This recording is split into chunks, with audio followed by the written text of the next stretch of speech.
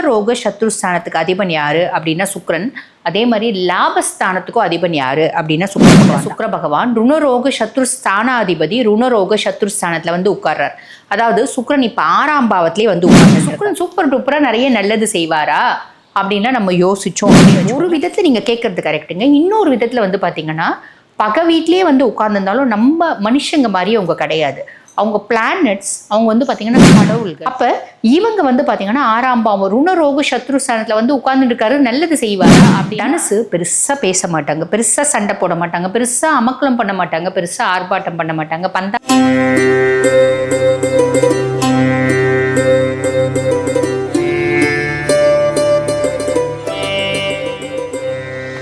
ஜோதிடர் யுகம் நேயர்களுக்கு வணக்கம். நான் டாக்டர் தீபா லாலன். இன்னைக்கு நம்ம என்ன டாபிக் பற்றி டிஸ்கஸ் பண்ண போகிறோம் அப்படின்னா சுக்கிர பயிற்சி தாங்க. இந்த சுக்கிர பயிற்சி வந்து பாருங்க, சமீப காலமாக நிறைய பேர் சுக்கிர பயிற்சி பலன்களை பார்க்குறாங்க. காரணம் என்ன அப்படின்னா சுக்கிரனோட தனித்துவம் அப்படின்னு தான் சொல்லணும்.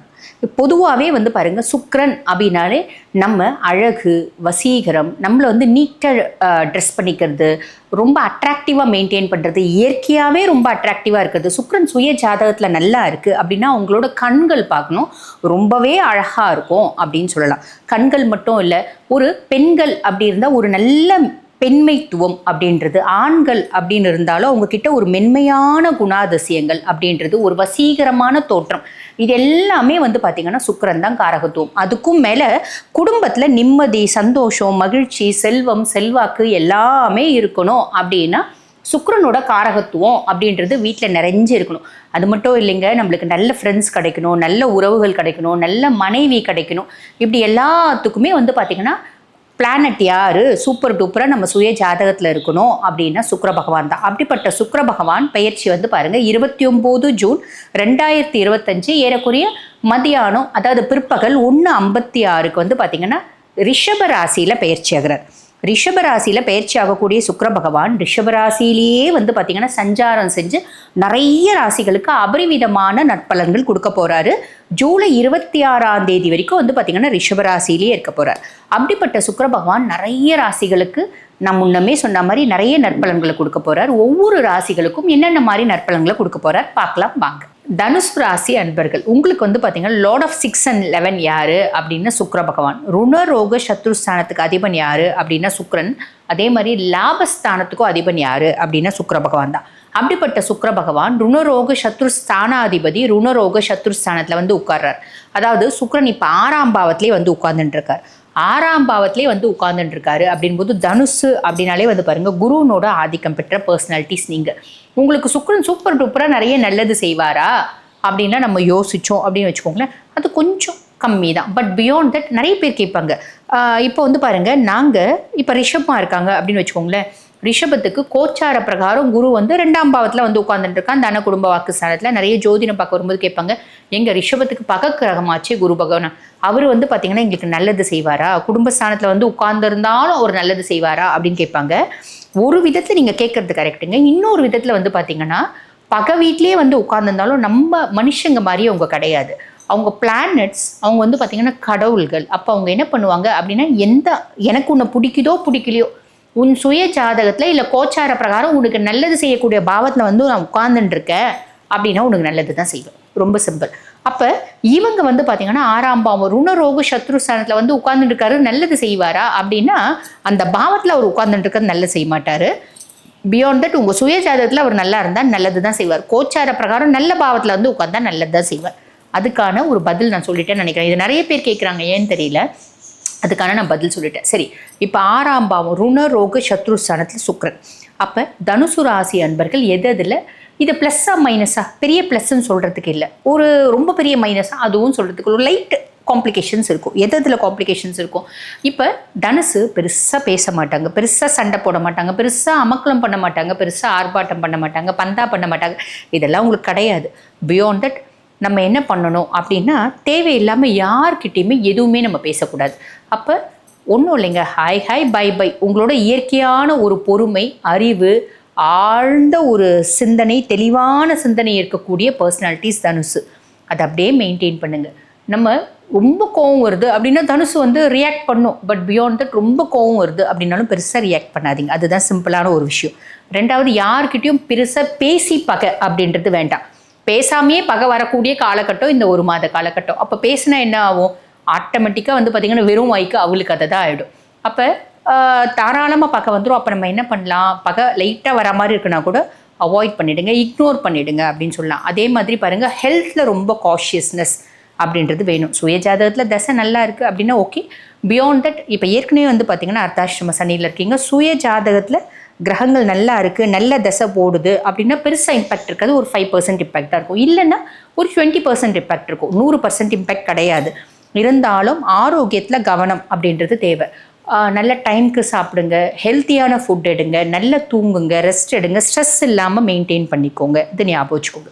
3வது விஷயம், கடன் வாங்குறீங்க அப்படின்னா கடன் இல்லாமல் நம்மளால் வாழ முடியாதுங்க. ஏன்னா இப்போதைய காலகட்டம் இஎம்ஐ இல்லாமல், சாப்பாடு இல்லாமல் கூட வாழ்ந்துடலாம், இஎம்ஐ இல்லாமல் வாழ முடியாது. மிடில் கிளாஸ் ஃபேமிலிக்கு எல்லாருக்குமே வந்து பார்த்திங்கன்னா கார்னா டியூ, வீடுன்னா ஹவுசிங் லோன், இப்படி தான் நம்ம எல்லாருமே ஓடிட்டுருக்கோம் இல்லைங்களா? பெரிய லெவலில் கடன் வேண்டாம். பெரிய லெவலில் நான் பிஸ்னஸ் எஸ்டாப்ளிஷ்மெண்ட் பண்ணுங்க, கடன் வாங்குங்க. நான் வீடு கட்டணும், கடன் வாங்குங்க. நான் வந்து பாருங்கள் கார் வாங்கணும், கடன் வாங்குங்க. எவ்வளோ நம்மளால் திருப்பி செலுத்த முடியும்? நம்மளோட கெப்பாபிலிட்டி ஒன்று தெரியும் இல்லைங்களா? அந்த கெப்பாபிலிட்டியை மீறி கடன் அப்படின்றது வேண்டாம் இந்த விஷயத்தில். அதாவது இந்த 3 விஷயத்தில் நீங்கள் கவனமாக இருங்க, அது மட்டும் போதுமானது அப்படின்னு சொல்லலாம். தேவையில்லாமல் யார் கூடயுமே நான் முதலே சொன்ன மாதிரி பெரிய லெவலில் ஆர்கியூமெண்ட் அப்படின்றது வேண்டாம். நான் ட்ராவல் பண்ணுறேங்க, டெய்லி வந்து பாருங்கள் 1 மணி நேரம் ட்ராவல் பண்ணி ஆஃபீஸ் போகிறேன் அப்படின்னா, அந்த 1 மணி நேரம் ட்ராவல் பண்ணுறீங்க அப்படின்னா அந்த பிரயாணம் பண்ணும்போது கொஞ்சம் கவனமாக இருங்க. பஸ்ஸில் தாங்க போகிறேன், கவலைப்பட வேண்டாம். நான் சொந்த வண்டியில் போகிறேன், 2 வீலரில் போகிறேன், அதே மாதிரி பார்த்தீங்கன்னா காரில் போகிறேன், ரொம்ப தூரம் டெய்லி 2 வீலரில் ட்ராவல் பண்ணுறேன், வேண்டாம், நீங்கள் பஸ்ஸில் போய்க்கோங்க. ஒரு பொதுவான வெஹிக்கிள் அப்படின்றது எடுத்துக்கோங்க. 2 வீலரில் ட்ராவல் பண்ணி போகிறது ரொம்ப தூரம் வேண்டாம், கொஞ்சம் தூரம் தான் போகிறேன், பிரச்சனை இல்லை. இந்த மாதிரி சின்ன சின்ன விஷயங்களில் கவனம் அப்படின்றது வச்சுக்கோங்க. அதே மாதிரி நீங்கள் என்ன வேலை செய்கிறீங்களோ அந்த வேலையில் முழு கவனத்தோட உங்களோட யூஷுவலான ஒரு டெடிக்கேஷனோட நீங்கள் வேலை செய்கிறீங்க அப்படின்னும் போது அது வந்து பெரிய லெவலில் இம்பேக்ட் ஏற்படாது. இல்லைனா வந்து பாருங்கள், எக்கனாமிக்கலி நம்மளுக்கு கொஞ்சம் காம்ப்ளிகேஷன் ஏற்படும். எக்கனாமிக்கலி காம்ப்ளிகேஷன் ஏற்படும் அப்படின்னா வேலை செய்கிற இடத்துல நம்மளுக்கு ஏதாவது ஒரு காம்ப்ளிகேஷன், அதனால் நம்ம உடம்பு சரியில்லை, அதனால் நம்ம வந்து லாஸ் ஆஃப் பேல லீவ் போட்டு உட்காரலாம். வேலை செய்கிற இடத்துல ஒரு பஞ்சாயத்து, அதனால் சஸ்பெண்ட், இதெல்லாம் வந்து 100% கிடையாதுங்க. 20% வரதுக்கு வாய்ப்பு உண்டு. அப்போ ஹார்ட் ஒர்க், சுய தொழில் செய்கிறீங்க அப்படின்னா, நான் டூருக்கு போயிட்டேங்க, தொழிலை பெருசாக கவனிக்கல, அதனால் ஒரு லாபத்தில் வந்து கம்மி, ஒருத்தவங்களை நம்பி விட்டு அதனால் ஒரு நஷ்டம், இதெல்லாம் இந்த 1 மாதம் வரத்துக்கு வாய்ப்பு உண்டு.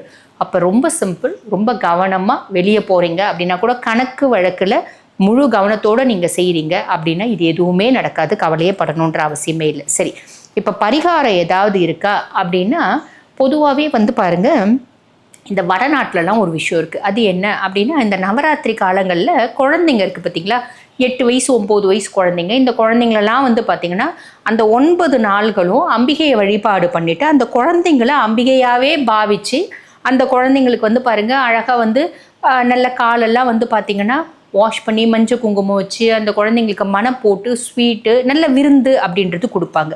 இது எதுக்கு கொடுக்குறாங்க அப்படின்னா, ஒவ்வொரு பெண் குழந்தையும் அம்பிகையினோட அம்சம். இதை நம்ம இந்த 1 மாதத்தில் ஃபாலோ பண்ணலாம். எப்படி ஃபாலோ பண்ணலாம்? உங்களுக்கு என்னைக்கு முடியுமோ இந்த மாதத்தில் ஒரு நாள், அந்த ஒரு நாள் வெள்ளிக்கிழமையாக இருக்குது அப்படின்னா விசேஷம். வெள்ளிக்கிழமை நம்ம வீட்டு பக்கத்தில் குழந்தைங்க இருக்குது அப்படின்னு வச்சுக்கோங்களேன், ஒரு 8 வயசு 7 வயசு 9 வயசு பெண் குழந்தைங்க, 5 வயசுலேருந்து 10 வயசுக்குள்ளே பெண் குழந்தைங்க, அந்த குழந்தைங்களை கூப்பிட்டுட்டு அது ஒத்தப்படையில் கூப்பிடணும். 1 குழந்தை 3 குழந்தை 5 குழந்தை 7 குழந்தை முடியுன்ற அளவுக்கு ஒரு 3 குழந்தைங்களை கூப்பிட்டுக்கோங்க. கூப்பிட்டு வீட்டில் உட்கார வச்சு அந்த குழந்தைங்களுக்கு வந்து சேவைகள் செஞ்சு, சேவைகள்னால் ஒன்றும் இல்லை, பாதத்தை வந்து பார்த்திங்கன்னா சுத்த நீரில் வந்து வாஷ் பண்ணிவிட்டு குழந்தைங்கள அம்பிகையாகவே பாவிக்கணும். அந்த பக்கத்து வீட்டுக்காரி எனக்கும் சுத்தமாக ஆகாதுங்க, அவள் பொல்லாதவ, அவள் குழந்தைய கூப்பிட்டு நான் எப்படிங்க செய்யறது? குழந்தைங்களுக்கு கணக்கு இல்லைங்க. குழந்தைங்க வந்து பார்த்திங்கன்னா சாக்ஷாத் கடவுளனோட அம்சம், அதுங்களுக்கு எதுவும் தெரியாது இல்லைங்களா? அவங்க அம்மா பண்ணுறதுக்கு அந்த குழந்தை என்ன பண்ணும்? பிரச்சனை பெரியவங்களோட பெரியவங்க பிரச்சனை ஓகே, குழந்தைங்க அப்படின்னு வரும்போது அது 25 வயசு பிள்ளையாக இருந்தால் கூட அவங்க அம்மா குணத்துக்கு அது பாரு நல்ல ஊர் சுற்றுது, அவங்க கூட சுற்றுது இவங்க கூட சுற்றுது அப்படிலாம் நினைக்கக்கூடாது. அவங்க அம்மா நல்லவங்களோ கெட்டவங்களோ, அந்த பிள்ளை தப்பு செய்யுது அப்படின்னா நம்மளால் முடிஞ்ச அளவுக்கு அம்மா நீ செய்யக்கூடாதும்மா, அவங்க அம்மா எவ்வளோ கஷ்டப்பட்டு உன்னை பார்த்துக்கிறாங்கம்மா, நீ செய்யக்கூடாது, நல்லா போட்டோம் நல்லா வந்து கஷ்டப்பட்டுட்டோம், நல்லா ஊர் சுற்றி அது வந்து ஓடி போட்டோம், அப்போ தான் அவளுக்கு கொட்டம் அடங்கும், நான் அதை பார்த்து சந்தோஷப்பட்டுக்கிறேன். அது வந்து கடவுள் நம்ம கூட இருக்கிறதுக்கான ஒரு வழியும் ஏற்படுத்தி நம்மளுக்கு கொடுக்காத அந்த குணம். அப்போ நம்ம என்ன பண்ணோம், நம்ம நல்லா இருக்குமோ இல்லையோ, அவள் நம்மளை நல்லா இருக்கட்டும் நினைக்கிறாளோ இல்லையோ, அவள் பிள்ளை நம்ம கண்ணு முன்னாடி கெடுது அப்படின்னும் போது கூப்பிட்டு நம்மளால முடிஞ்ச ஒரு வார்த்தை சொல்லணும். அதே தான் வந்து பாருங்க, நம்மளுக்கு பகையாளி வீட்டு குழந்தையாவே இருந்தால் கூட அந்த குழந்தைய சாட்சாத் அம்பிகையாக நம்ம பாவிச்சு, அந்த குழந்தைங்களுக்கு பொதுவாக குழந்தைங்களுக்கு என்ன பிடிக்கும், இனிப்பு பிடிக்கும். ஒரு பூரி, ஒரு இனிப்பு, உங்களால் முடிஞ்சது ஒரு இனிப்பு, ஒரு நாஸ்தா மாதிரி, அதாவது டிஃபன் மாதிரி நம்ம கொடுத்து குழந்தைங்களுக்கு, இல்லை நீங்கள் வடை பாயசோடவே போடலாம். சின்ன குழந்தைங்க அவ்வளோ சாப்பிடாது. குழந்தைங்களுக்கு என்னென்ன வஸ்துக்கள்லாம் பிரியமோ, உருளைக்கிழங்கு பிடிக்கும், அப்பளம் பிடிக்கும், பூரி பிடிக்கும், அதே மாதிரி இனிப்பு குழந்தைங்களுக்கு ஒரு 2-3 இனிப்பு வச்சு நீங்கள் குழந்தைங்களுக்கு வயிறார சாப்பாடு கொடுத்து அனுப்புறீங்க அப்படின்னா அம்பிகையினோட கடாட்சம் முழுசும் இருக்கும். அப்போ பலவிதமான பிரச்சனைகள் அப்படின்றது எல்லளவோடு போயிடும், பெரிய லெவலில் வராது. ஞாபகம் வச்சுக்கோங்க. வாழ்த்துக்கள். இவ்வளோ நேரம் வந்து பார்த்திங்கன்னா உங்கள் ராசிக்கு சுக்கிர பகவான் என்னென்ன மாதிரி பலன்களை கொடுக்க போகிறார் நம்ம வந்து பார்த்தோம். இப்போ இதை பதிவை பார்த்துட்டு இருக்கோங்க. இல்லைங்க, நாங்கள் லைஃப்பில் வந்து பாருங்கள் பல முக்கியமான விஷயங்களை முடிவெடுக்கும் தருணத்தில் இருக்கோம். அதனால் ஜாதகத்தை ஒரு முறை அனலைஸ் பண்ணிக்கணும் அப்படின்னு விருப்பப்பட்டாலும், இப்போ ஏகப்பட்ட பயிற்சிகள் நடந்திருக்குங்க, அதனால் நாங்கள் வந்து ஜாதகமே பார்க்கல, இப்போ பார்க்கலான்னு நினைக்கிறோம் அப்படின்னு விருப்பப்பட்டாலும், வாழ்க்கையில் ஒரு பெரிய வந்து பார்த்திங்கன்னா ஒரு டேர்னிங் பாயிண்ட்டாக இந்த காலகட்டம் எங்களுக்கு அமையணும்னா என்ன பண்ணணும் அப்படின்னு நீங்கள் தெரிஞ்சுக்கணும் அப்படின்னு விருப்பப்பட்டாலும், நான் பேசிகிட்டு இருக்கும்போது என்னோட வாட்ஸ்அப் நம்பர் வந்து கொடுத்துருப்பாங்க, 9994366066. அந்த நம்பருக்கு கால் பண்ணி அப்பாயின்மெண்ட் ஃபிக்ஸ் பண்ணி என்கிட்ட பேசிக்கலாம். தேங்க்யூ.